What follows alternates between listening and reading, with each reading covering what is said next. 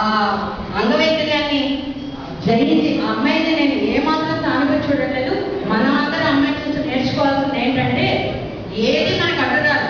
ఆ అమ్మాయి టెక్నాలజీలో ఫస్ట్, గాయని, కవిత్రి, తర్వాత మనం ఏదైనా చెప్తే ఇమీడియట్ గా ఆంగ్లంలో ట్రాన్స్లేషన్ చేసే గొప్ప వ్యక్తి అనమాట. అలా సామాన్యంగా కనిపిస్తుంది.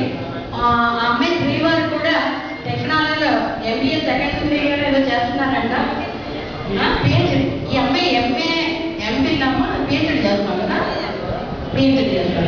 ఎంత గొప్ప అసలు ఆ విషయం, ఎంత గొప్పది. మన అన్ని ఉండి కూడా మనము మన ప్రతిభను ఉపయోగించుకోకుండా పక్క వాళ్ళని విమర్శించడానికి ఎక్కువ మన టైము చాలా కేటాయిస్తున్నాం. ఆ అమ్మాయి చూసి చాలా నేర్చుకోవాలి. మేము చాలా ఆశ్చర్యపోయాం కూడా ఈ అమ్మాయిలో ఉన్న ప్రతిభని.